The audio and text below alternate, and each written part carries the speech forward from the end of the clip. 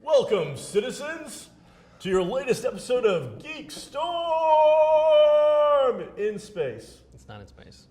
Could be in space. We are in space. At some point, the Earth is orbiting in space somewhere. We are a floating ball of stuff in space. You're a floating ball. So you're wrong. We're in space. My name is Sean Hilton. I'll be your host for today with my other host, Michael Harrison, who will talk about television and some other stuff and raise his eyebrow and pretend like that's his thing. It's my thing. So, except it was Spock's thing and The Rock's thing, and quite frankly, it was my thing. And if he can prove that, if you can prove that you used it before '91 with some kind of easily. evidence. I have eyewitnesses on that. Okay, Easily. Photo evidence. As a child, easily.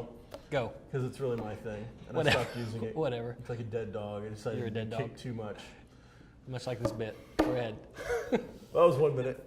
So, we're going to cover some GenCon. We're going to talk about some movies. You obviously watch some television because that's you're still breathing. I do like to watch some You television. watch a lot of television. Hey, Mike, tell us about some television. What? Let's kick it off. Okay. One time. Is somebody going to drop the beat?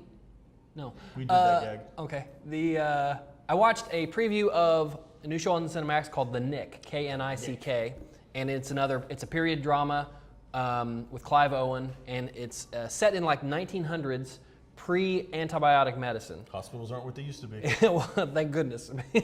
And so it's a lot of exploration into people. Like Star Trek? Well, no, like biological exploration. Like, I've decided it's time to learn what makes you tick. You know, that type of thing. Where they don't really know. You know, there's still leeches being used, and just weird stuff. So it's frontier medicine in a city environment. When I say big city, I mean like as big as it was in 1900 anyway.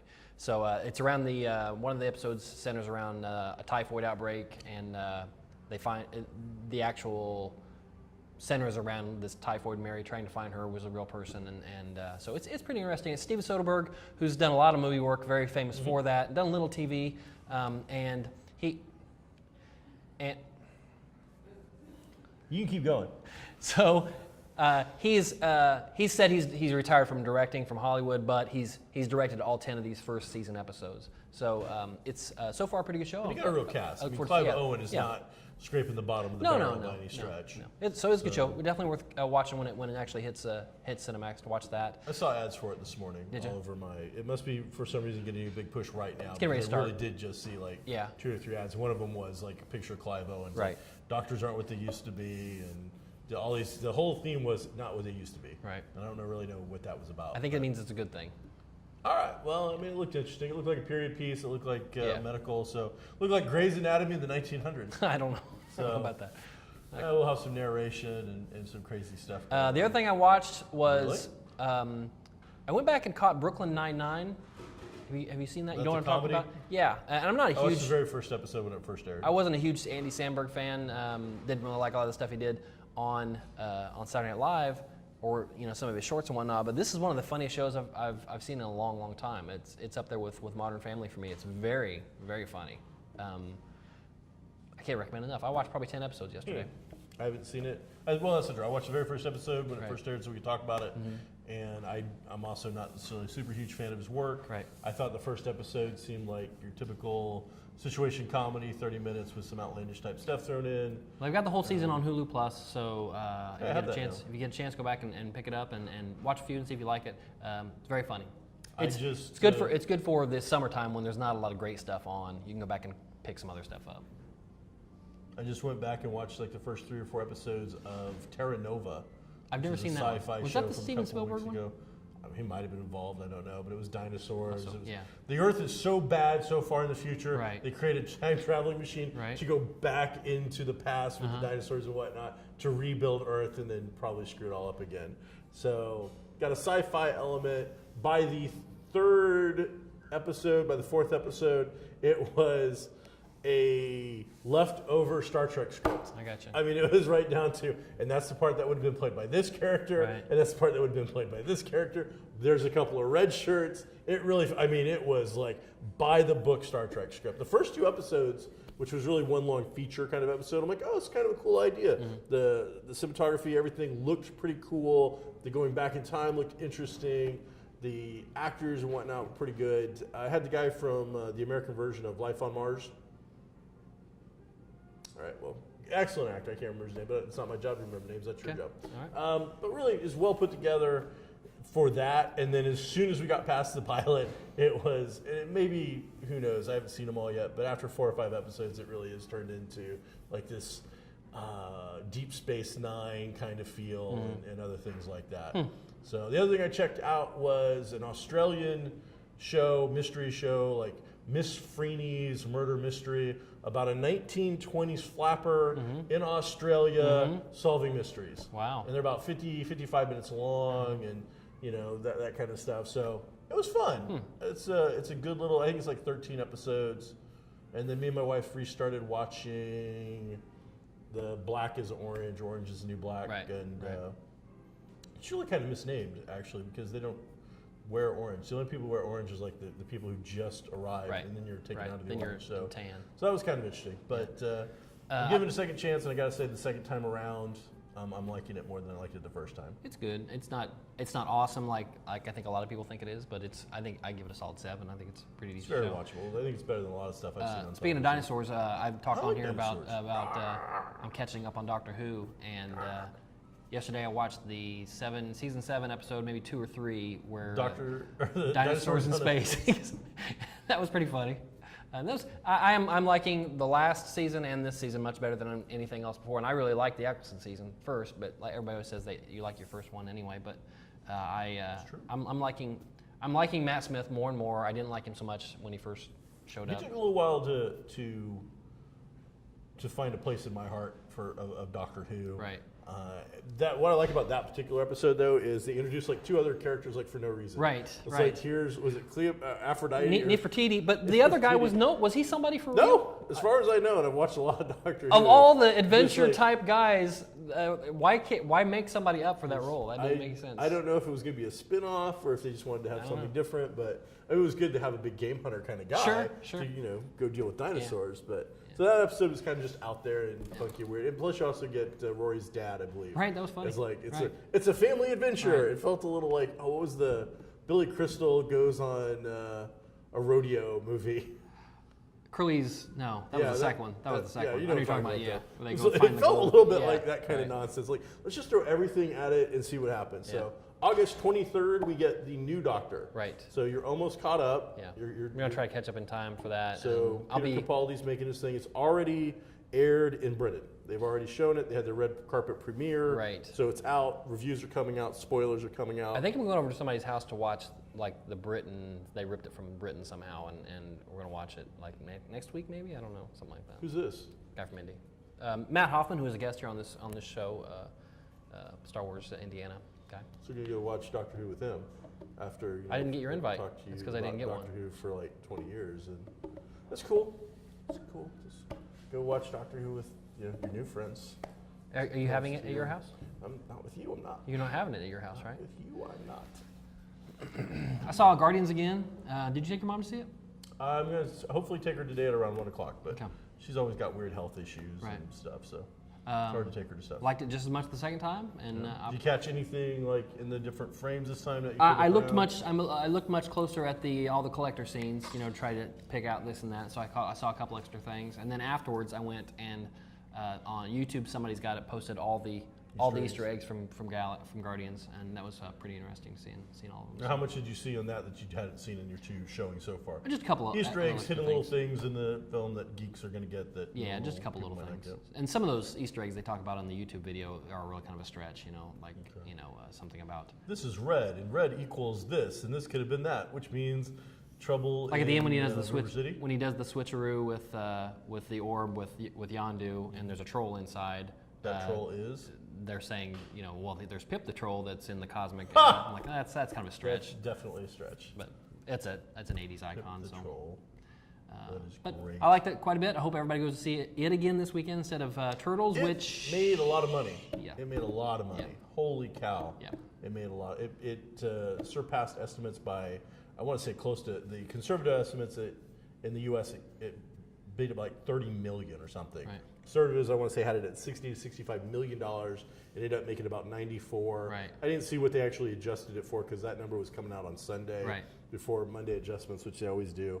But overseas, it did another, whatever. I want to think it did like 160 worldwide, which got them, I mean, I would imagine it gets them within 30 or 40 million of total budget. budget was including- 130, so it was way over that. But you know that's not true. Why? Because the budget doesn't count on all the marketing and how much marketing was done for this movie. No. Millions of dollars of marketing was done for this movie. That's up to the studios. You know, they piece out. But it's still part of the budget. They got to make that money back. I'm just saying the budget for that movie was that. It wasn't, that budget doesn't necessarily include just the making of the movie. It includes everything else. And advertisers pay to have the Guardian stuff on their thing too. I mean, McDonald's foots the bill for that, for the Happy Meals and whatnot. They want people to come into their store. I understand that's marketing. I know. All right, so I think it costs more than 130 million once we add Oh. in all the other stuff. Okay. We can look into that, but I guarantee it costs more than 130 million once we factor in all the budget for Say it all the again. other shit. It costs more than that. You're Okay. wrong. You're incorrect. So we'll look it up and then we'll post you up on who's right, Shawn or Mike. But I think if we're keeping that pie chart, we all know that Shawn is way ahead on those. So. Oh no. So yeah, but made a lot of money.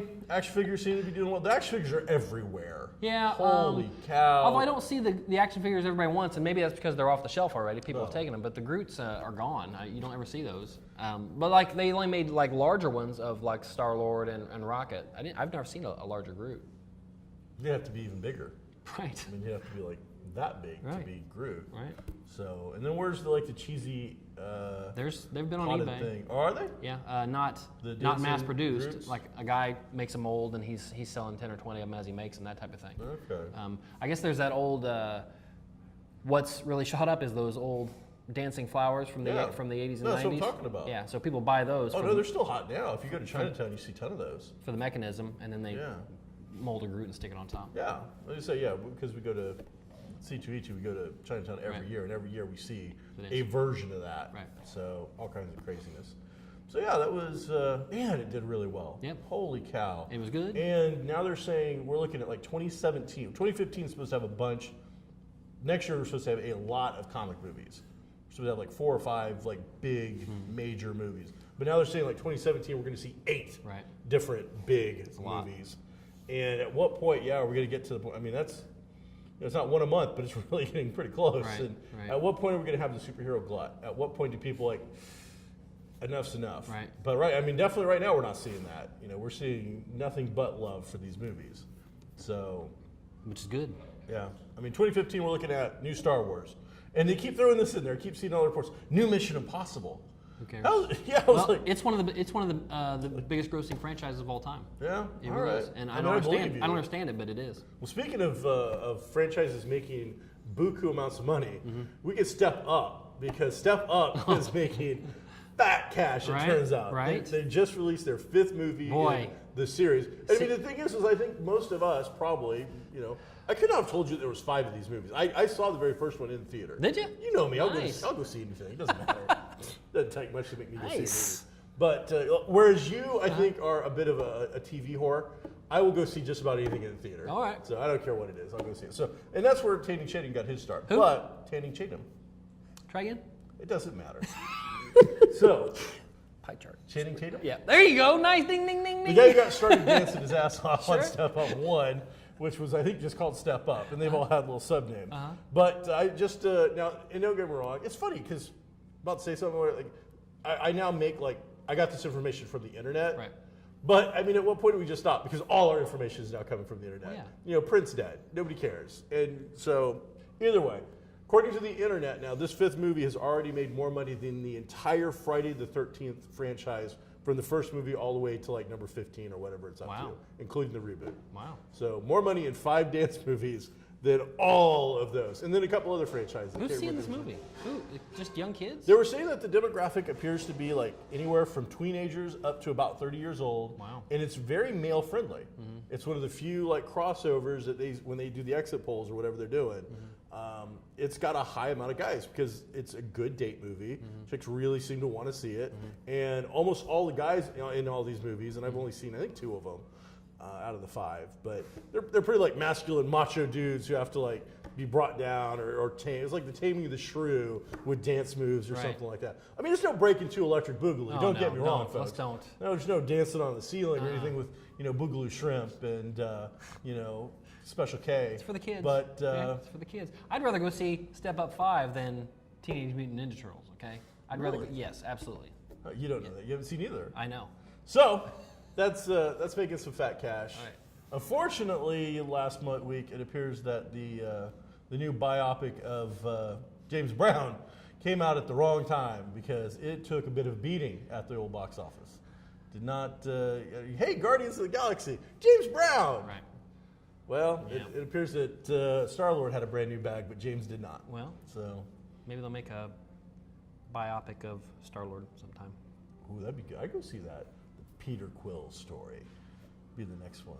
Hey, GenCon's coming up. It is. It's big time stuff for GenCon. Oh, next boy. week, we won't be here because they will be filming. I believe producer Mike Dukes and I don't know what she is, creative consultant April O'Neill / Production coordinator, she production said. coordinator. Okay. We'll be at GenCon filming stuff on Friday. Nice. Turns out Friday is my free day, so who knows? Maybe All right. I'll jump on and do some stuff with them. I'm on vacation, so I'm going to go. All right. I'll probably be there all 4 days. So tell us what you're expecting to, what do you want to do at Gen Con? What is it?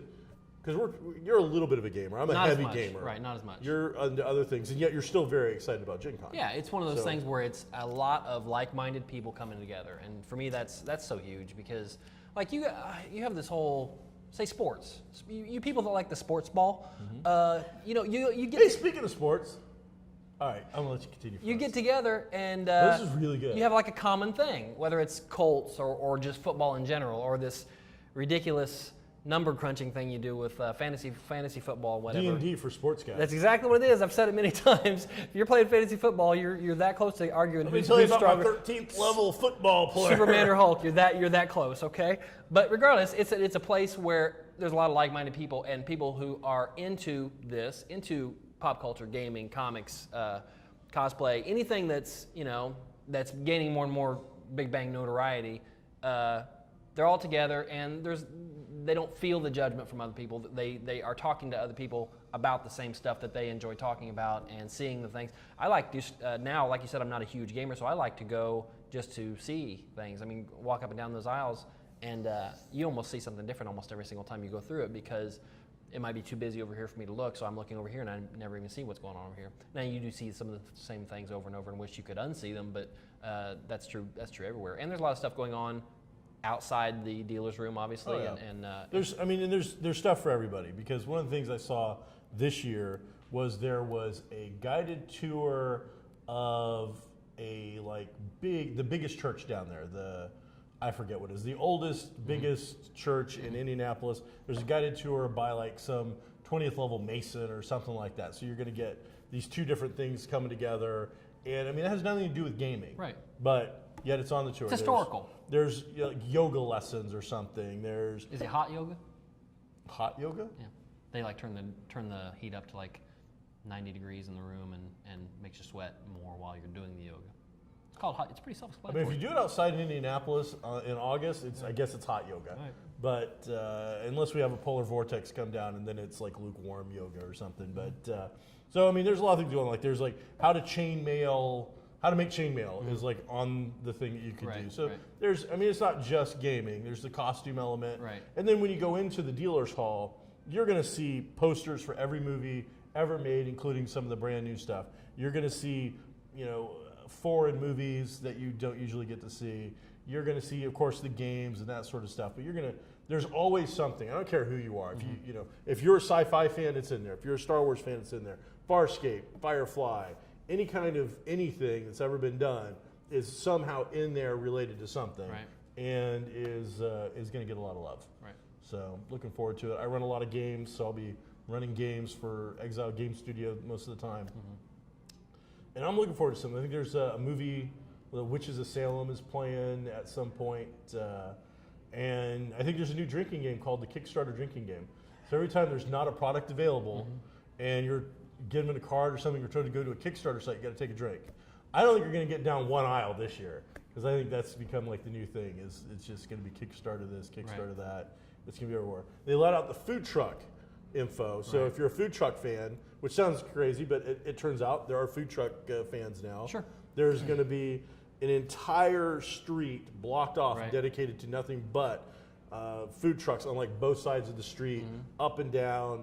I believe some of the hotels now have even gotten in where they are booking certain food trucks to be in front of their hotels this year. So you got that going on. There's parties, there's concerts, there's all the how-to stuff like you mentioned, making chainmail. There's all kinds of writing symposiums with different authors. A lot of stuff where you get to get up and read your own stuff that you've written and get feedback on it. You did that last year, right? I did a couple years ago. Okay, how'd that go? Pretty good. Was it informative? Yeah, I got some good advice. Yeah. Okay, I know a good friend of ours, James Chavot, is actually doing like a painting symposium. Figure painting? Yeah, Okay. you'll sit down. They actually give you a figure as Right. part of it, which you get to keep, and then he will give you some of the very basic tips on how to paint. I taught him how to paint. Wow. So the guy I taught to paint is now painting. Wow. Is teaching other people how to paint. So that's kind of cool. It's good for the old ego. Good for you. I dig that. I think Okay. that's kind of cool. Yeah, it'd be fun. Let's see. So some tips to survive your first GenCon. Oh boy. So first off, GenCon officially goes from Thursday through Sunday. Correct. However, there are a lot of events going down on Wednesday. Also, and you didn't say, it's 24 hours. Yeah, it never stops. Right. There really is. It slows down maybe at 3 in the morning, the dealer's room but it ain't closed. going to stop. The dealer's room closed. Yes, it does. But gaming and other things go on all night long. There's activities the entire time. First off, go down Wednesday if you can. If you go down, if you wait till Thursday, Friday, or Saturday to get your admission fee, you're looking at an hours upon hours wait in the line. I mean, I have seen the line the first year, and it was like 15 years ago or something like that. Right. It was like a 4-hour wait to get a ticket just to get into the place. What kind of attendance were we talking last year? Do you remember? I want to say 47,000 That's what people I or was- something. I was thinking around 50, Little so that's under pretty 50, close, right. just right at 50. That's a And lot of this people. year, there's talk of them, jumping as high as possibly 60. Wow. So 10,000, that's an estimate, but you and me have been to a lot of shows this year, and numbers have been jumping. It's like spawning season and Right. salmon going upstream all of a sudden. So it's become like the chic thing to do. And it's become a guessing game for all these conventions, whether or not to pre-purchase a ticket and wait in that line of other people who have pre-purchased their ticket, or to show up at the door and wait in the line of people who have nothing in their hand at all. Sometimes this line is shorter, sometimes this line is shorter. It depends. Either way, from vast years of experience for Right. once, if you can get down there on a Wednesday, Right. regardless of the line, it's the way to go. You're going to save hours of time. You're going to be able to scope out where different events are going to be. If you have tickets for the events, because it's not just at that convention center. It's so big that like my games are at a hotel, and they always are. So they spill out to the hotels in the area. You could be walking a couple of blocks to get to your event. So get down there early, get down with whatever you got, tickets to your events or whatever you have. Find out where they're at so you have a good idea. You can walk around the convention center without a ticket Correct. and see where things are going to be. Yes. So I think it's a good idea. But to get in a panel, get in a game, or get in the you dealer's need room, tickets you for have that. to have a ticket. Plus on Wednesday you can then pick up the giant heavy program book Right. that gives you all the times and stuff, and then also has links to offline stuff. So you're going to want to pick one of those up. Spend Wednesday night going over, finding out what you want to do. The key days to go to Gen Con are Thursday, Friday, and Sunday. Avoid Gen Con like the plague on Saturday. Never go to Gen Con on Saturday. If you're a huge costume fan, you have to go on Saturday because I believe that's the costume contest so. now. If you're not, avoid it. It is the most crowded of the days. It's like trying to walk, I don't know, so many hyperbole, whatever, but it's incredible. It's so busy you can't get to things. You won't enjoy it. You won't. You're going to be walking like this. To get to a table is going to get to the end of this table is going to take 3 minutes. It's that crowded. So Thursday's the way to go. Friday's pretty good, and then Sunday's not bad. It's family day. They have specially priced tickets. It seems like a lot of these cons that are ongoing, not maybe the new ones that are cropping up all over, but are spreading their programming forward a little bit because people are showing up early to avoid those Saturdays.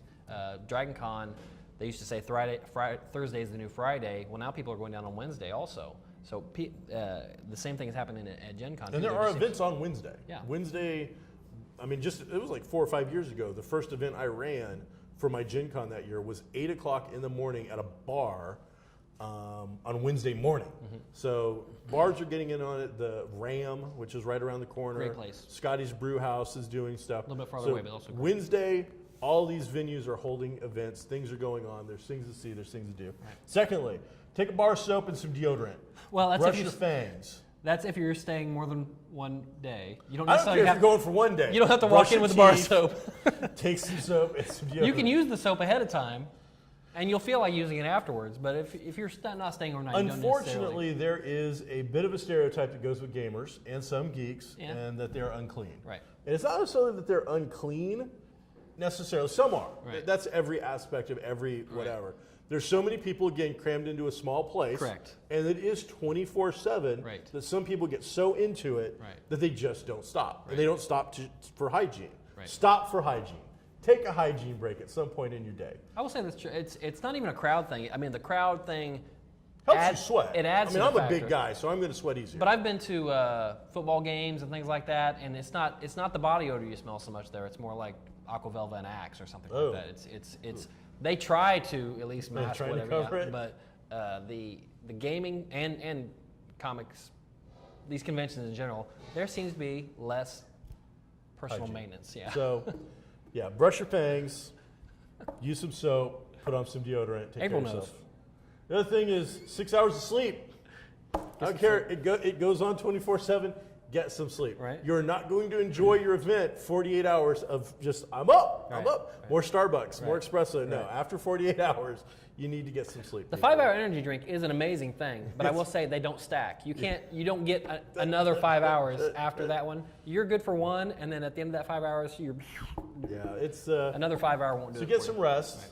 Know where you're going to be. That's the other thing is map out some of these things. Right. Don't be running around like a chicken with his head cut off. So cleanliness, good. Get some sleep. Right. Know where things are going to be. Right. Go down early if you can. Get your ticket. Yeah, I think. Eat. Take time food. to eat. Yes. Take time to eat. And there's some great food there. And there is. I mean, yeah, not just like because the convention center will serve you the crappy pizza for Right, $12, right. or you can walk right outside to any restaurant, Right. or you can go to those food trucks. Right. So I think my secret place has been for a while is the Rock Bottom. Oh, yeah, that's good. It's just far enough away, just far enough away You're on fire today. that you are off the beaten path. Right. But it's still got good food at a fairly reasonable price. Yes. Unfortunately, as you said, things have been spreading out. Right. Last couple of times I've noticed that all of a sudden people have found my little secret place. Right. And now it's starting to fill up. Rock Bottom's good. The Ram is good. Scotty's is good. Ram you just can't get into. Yeah. It's great, Right. but it's become the mecca for the geek hangout. They've Well, got stuff they sell. I'll tell you part of the reason. The guy that used to be, I want to say at the Rock Bottom, At the Ram? is at the Ram now. Oh, okay. Okay, the general manager, and he was very geek friendly. He actually had, when he was at the other place and now here, he has the 501st come in and do, I don't know, just stand around Sure. for a certain number of hours during GenCon and troop the restaurant while there's people there. And so when he moved to the Ram, he brought that with him, and so we go and do that there also. Okay, I think Scotty's got it too, right? Scotty's does it all. I thought Ram. That's what it does. It went from the Ram to went Scotty's. Scotty's. Yes, that's what it was. The guy that was at the Get Ram your information right. was at the Ram, went to Scotty's, and now Scotty's. But Scotty's is just a little bit farther away. It's a little too far. it's almost Nobody about a wants to walk that quarter far. mile. It wouldn't be so bad. It wouldn't be good in costume. It wouldn't be so bad to walk. It's okay. I mean, after you know what the thing is, after a long day at Yeah. GenCon, you don't want to walk that. That's true. I mean, yeah, I'm a fat dude, but in the beginning of the day, yeah, let's walk it, let's hike. Right. By the end of the day, you've walked miles. Right. You do not. I'll take a cab to my hotel across the street at that point. One more that's kind of hidden, which is really just almost right across the street at the Marriott, the really tall Mm-hmm. one next to the baseball field and the museum. There's a Fridays in the bottom of it, and it's very good also. Fridays I is love good the anyway. Weber's Grill. Yeah, Weber's is good. If you're going to spend that's hard to get into. You're going to spend a little money. Go to Weber's. Right. Avoid Buca. Hate Buca. Never been there. Buca de Peppa. Hey, I saw the Turtles movie. I'm sorry. It was Michael Bay. It had action. Mm-hmm. It was meant for children. It didn't have great acting because it had like Megan Fox. Will Arnett was in it. Will Arnett did a fairly fine job with horrible stuff. And William Fichtner, he's a bad guy in everything. Okay. He's in it. He does a fine job with horrible stuff. Great action. Great CGI. Tons of it. A fun little movie. Kids are gonna, I think, really enjoy it. There's enough in there that mom and dad can be somewhat entertained. But this thing's going to get a lot of hate. You've already hated on it. This is that movie that everybody's going to be able to just slam dunk and hate on, and I'm not going to bother. You know what? If you don't want to go see it, don't go see it. But it wasn't that bad. It was definitely a 6 on a scale of like 1 to 10. Mm-hmm. It was watchable. Yes, they don't look like the Turtles, whatever, but none of the Turtles have ever looked like what they originally looked like in the comics anyway. Right. It's a simplistic storyline, bad guys, good guys, the origin. They do tie April O'Neil into the origin directly, and I don't remember if that was from the comics or not. Basically, they were her pets. And at one point, and then later on, she's like, "Oh, holy cow, those are mine." You know what? I'm going to say this: good, bad, or otherwise, it was better than Godzilla. Oh no! And thank you for watching GeekStorm. You're crazy. You didn't see it, so you don't know. I saw Godzilla. You didn't see the Turtles movie. Godzilla was good. You though. don't know that this was better or not. Yeah, I do. You gave it a 6. You gave it a 6. So I gave Godzilla a 5. You know what's in this movie that wasn't in the Godzilla movie? Turtles. They're actually in it. Hey, thanks for watching GeekStorm. We'll see you at GenCon. Be groovy.